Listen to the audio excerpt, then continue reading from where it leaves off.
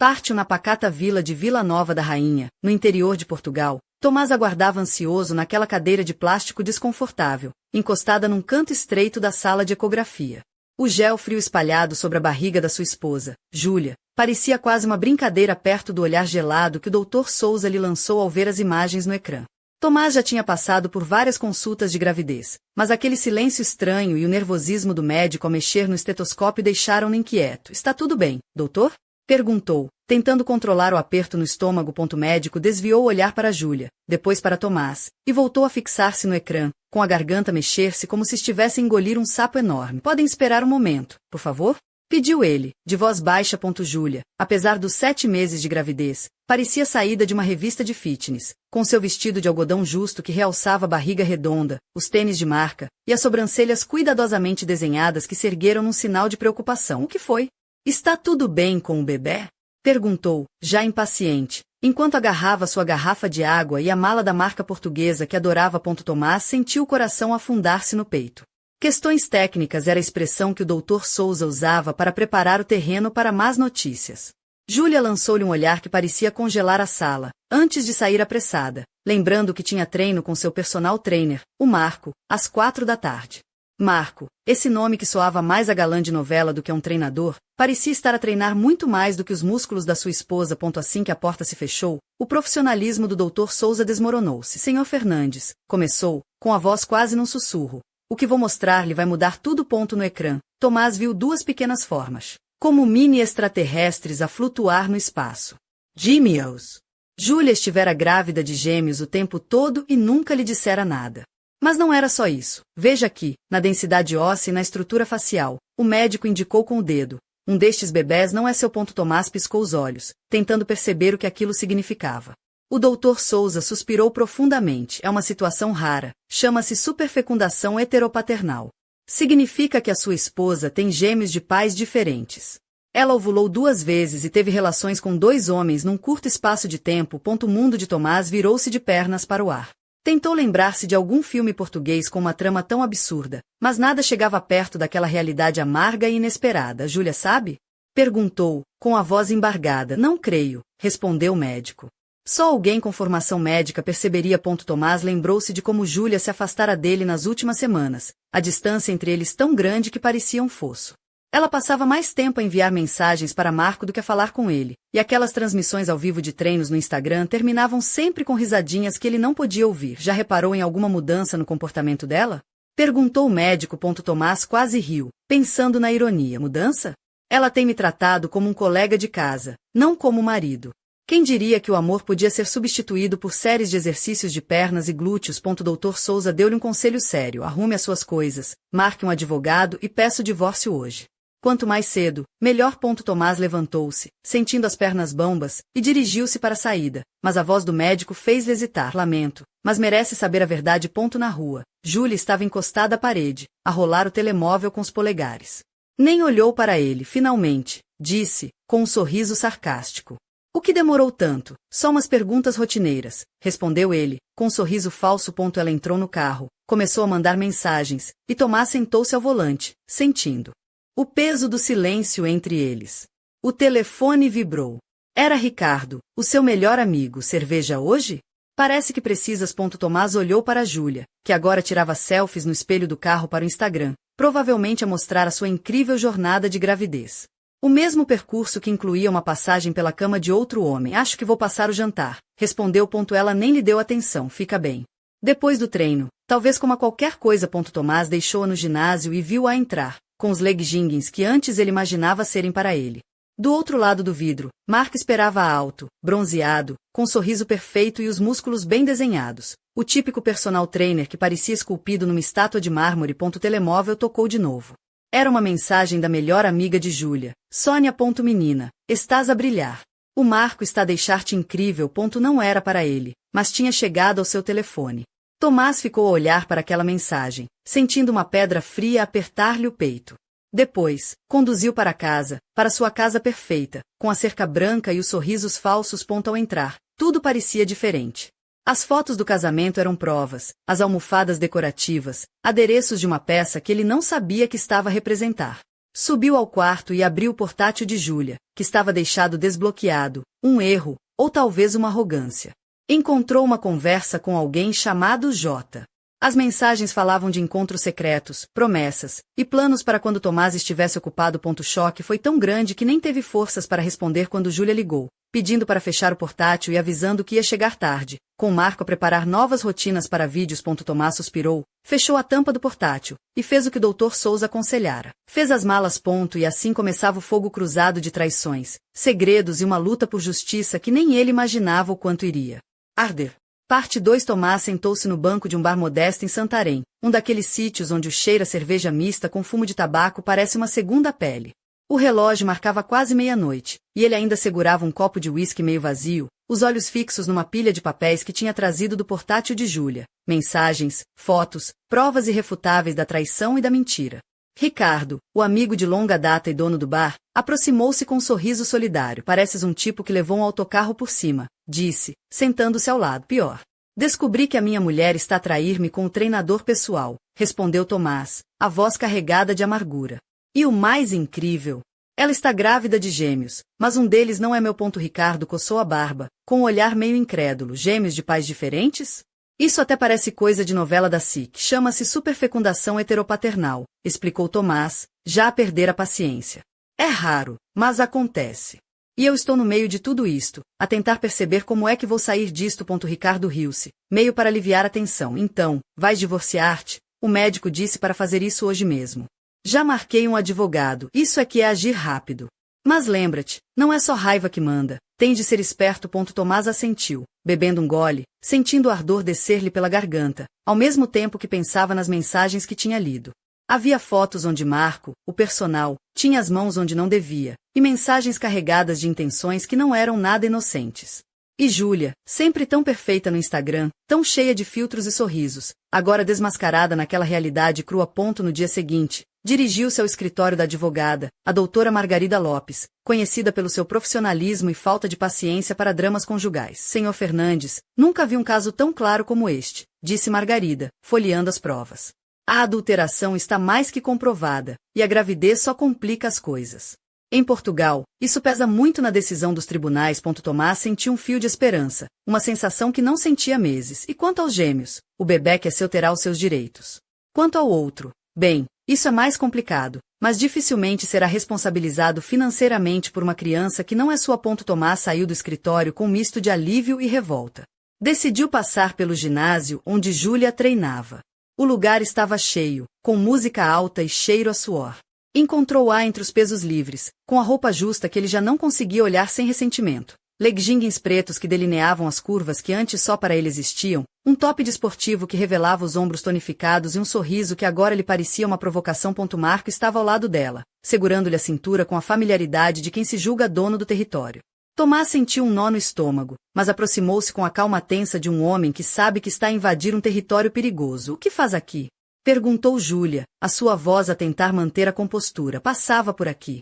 Queria ver como estava o treino. Marco endireitou-se, um gigante de 1,90 metros que parecia mais uma árvore do que um homem. A Júlia está a melhorar muito. Está a superar-se. Tomás olhou diretamente para Marco, com um sorriso frio. Tens treinado muito, não é? Ouvi dizer que as tuas técnicas são bastante personalizadas. Um brilho estranho passou nos olhos de Marco, mas Júlia interveio, segurando o braço de Tomás. Posso falar contigo um momento? Pediu ela, levando-o para um canto. Achas mesmo que vais conseguir esconder tudo? Murmurou Tomás, sentindo o veneno da traição a subir-lhe pela garganta. Mais tarde, ao chegar a casa, o telemóvel voltou a vibrar. Desta vez, era uma mensagem de Sônia, a amiga de Júlia. Tenho de te contar uma coisa. A Júlia e o Marco andam numa roda viva. A história vai rebentar. Tomás sentou-se no sofá, a cabeça a latejar. Pensava em como a sua vida perfeita desmoronara num castelo de cartas. E no meio daquele caos, uma verdade inquietante começava a ganhar forma. Não era só a traição, era o quanto ele não sabia da mulher com quem tinha partilhado os últimos anos. Naquele momento, uma ideia começou a tomar forma na sua mente. Se a verdade o tinha destruído, talvez pudesse usar a mesma arma para se vingar, mas com inteligência, estratégia e, acima de tudo, com paciência. Porque, em Vila Nova da Rainha, as aparências podiam enganar, mas a justiça, essa tinha o seu próprio ritmo. E o próximo capítulo desta história estava prestes a começar. Parte 3. Nos dias que se seguiram, Tomás transformou-se numa sombra silenciosa na vida de Júlia. Observava-a à distância, dos cafés aos treinos no centro desportivo da vila, sempre com o olhar atento e a mente a fervilhar em planos. A sua aparência, antes desleixada pelo estresse, começava a melhorar. Vestia camisas bem passadas, sapatos de couro polido, e um relógio clássico de pulso que herdara do pai. Uma imagem de alguém que, apesar da tempestade, estava a preparar-se para a luta. Júlia, por seu turno, continuava sua rotina imaculada. Nos treinos, usava leggings pretos justíssimos que realçavam as suas pernas torneadas e um top desportivo branco que deixava à mostra os ombros firmes. O seu cabelo louro, agora preso num rabo de cavalo alto, brilhava sob as luzes do ginásio. Os seus lábios, pintados de um vermelho discreto, davam-lhe um ar de confiança, quase provocante, que parecia desafiar o mundo. E Tomás, a mexer-se. Numa tarde, Tomás decidiu confrontar Jamar, o tal Marco português, numa conversa que prometia ser tudo menos pacífica. Encontrou no ginásio, sozinho, a organizar uns pesos, com a camisa justa a marcar o peito largo e os braços musculados que já tinham sido tema de tantas mensagens trocadas. Jamar, chamou Tomás, aproximando-se devagar. Precisamos de falar. O personal trainer virou-se, um sorriso arrogante a formar-se nos lábios. Ora, cá está o marido ciumento. O que queres? Que te ensine a fazer agachamentos? Tomás manteve a calma. Quero que saibas que isto não vai acabar bem para ti. Não pelo que fizeste a Júlia, mas pelo que fizeste a minha família. Jamar riu, um som seco e sem humor. Família? Vocês já não são família. Ela escolheu-me a mim. Tomás baixou o olhar por um momento, depois ergueu com determinação. Escolheu? Não te iludas. Isto ainda vai dar muita história. E eu vou estar aqui para garantir que todos saibam a verdade. Enquanto isso, Júlia sentia-se cada vez mais pressionada. As mensagens de Tomás, as investidas nas redes sociais com comentários anônimos a semear dúvida entre os seguidores, e o olhar firme dele nos encontros inesperados no ginásio estavam a criar uma tempestade que ela não controlava. Numa noite quente de verão, Júlia reuniu as suas amigas mais próximas no terraço do seu apartamento em Vila Nova da Rainha. Vestia um vestido leve, de tecido transparente que deixava entrever a lingerie cor de vinho, e saltos altos que realçavam as pernas longas e esculpidas. O perfume suave misturava-se com o ar quente, enquanto ela tentava manter a pose de mulher que tinha tudo sob controle. Sônia, a amiga que tinha vazado as mensagens para Tomás, olhou-a com um sorriso meio cruel. Achas que vai sair disto ilesa? Júlia bufou, quase a rir. Querem drama? Eu sou o drama.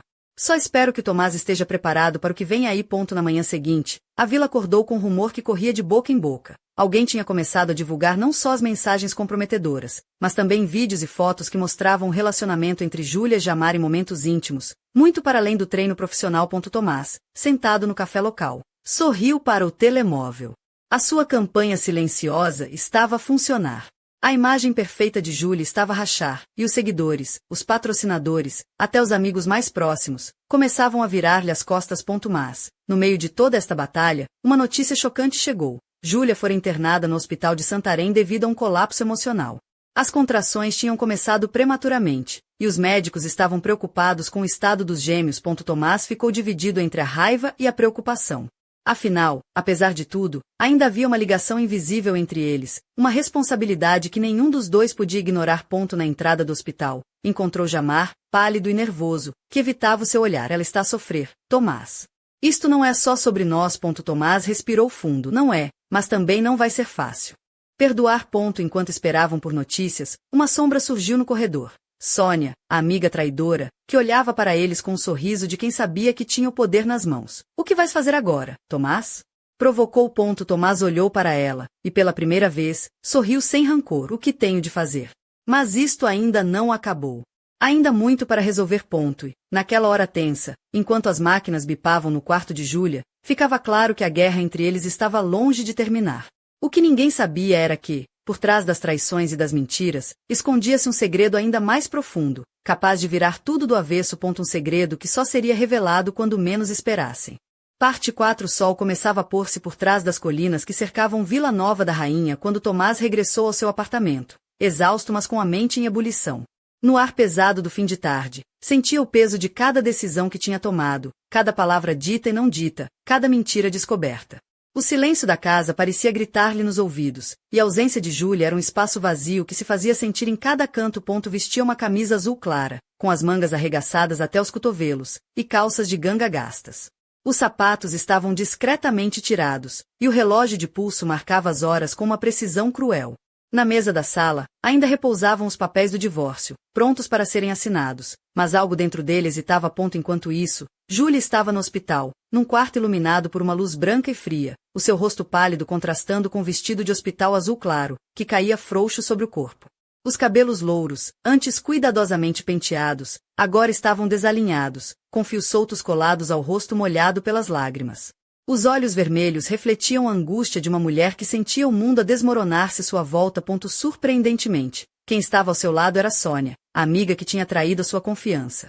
Vestia uma blusa vermelha de seda e umas calças justas pretas, com um sorriso que parecia dizer: eu controlo o jogo. Júlia olhou para ela, uma mistura de dor e raiva. Por quê, Sônia? Perguntou, a voz trêmula. Por que fizeste isto comigo? Sônia deu um sorriso enigmático, enquanto mexia no telemóvel. Porque, minha querida, às vezes é preciso destruir para construir. E sabes tão bem como eu que a tua vida perfeita nunca existiu. Lá fora, Tomás recebia uma mensagem inesperada, um convite para uma reunião no café onde tudo começara, com Jamar e Júlia. Uma tentativa de diálogo? Uma armadilha? Não sabia, mas decidiu ir. Chegando ao café, viu-os sentados numa mesa ao canto. Júlia parecia mais frágil do que nunca, usando um casaco comprido que escondia a barriga que agora já não podia disfarçar. Jamar estava tenso, as mãos a tremer ligeiramente enquanto segurava uma chávena de café. Obrigado por virem, começou Tomás, sentando-se. Precisamos falar sobre o futuro, pelos bebés, por nós. Júlia olhou para ele, a sua voz vacilante. Eu não sei se há futuro para nós. Mas quero tentar, por eles. Jamar mexeu-se na cadeira, a expressão difícil. Eu também quero melhor para Zoé, para minha filha, e para o Matthew. Mas isto não vai ser fácil. O ambiente estava carregado, as palavras presas na garganta de cada um. E, então, Tomás falou sobre o segredo que descobrira dias antes, um segredo que mudaria tudo, uma carta anônima que sugeria que alguém tinha manipulado as mensagens, que a traição podia não ser tão simples como parecia. Alguém está a brincar com as nossas vidas, disse ele, olhando-os a ambos. E não vai parar enquanto não descobrir quem. Júlia engoliu em seco, os olhos a brilhar com uma mistura de medo e esperança. Jamar assentiu, o seu corpo a relaxar pela primeira vez em semanas. Estamos juntos nisto. Por agora. Naquela noite, Tomás voltou ao seu apartamento com uma sensação estranha. O peso da vingança parecia dar lugar a algo mais complexo. O drama não era apenas uma questão de traição, mas de sobrevivência, de encontrar a verdade no meio de uma teia de mentiras. Enquanto isso, numa sala escura, uma figura misteriosa observava tudo através do ecrã de um portátil, sorrindo para si mesma. O jogo só agora começou, murmurou. E, com um clique, desligou o computador, deixando no ar uma promessa inquietante. O próximo capítulo traria revelações ainda mais profundas, e ninguém em Vila Nova da Rainha estava preparado para o que estava para vir. Parte 5. A manhã seguinte amanheceu cinzenta, com uma névoa fina que parecia envolver Vila Nova da Rainha num manto de mistério. Tomás caminhava pelas ruas estreitas da vila, o olhar preso nas pedras antigas do chão, enquanto tentava organizar os pensamentos que não paravam de rodopiar na cabeça. O peso da última conversa ainda o apertava no peito, mas havia algo novo, uma determinação silenciosa de descobrir quem tinha manipulado as vidas dele. Júlia Jamar. Vestia um casaco escuro, calças de sarja e sapatos de couro bem engraxados. O seu rosto mostrava as marcas de noites mal dormidas, mas os olhos tinham ganho uma luz diferente, uma chama de quem está prestes a virar o jogo. No café da vila, onde a luz filtrava pelas janelas em cortinas douradas, Júlia sentava-se sozinha numa mesa ao canto, com um vestido de seda azul escuro que acariciava suas curvas e saltos elegantes que deixavam os tornozelos delicados à mostra.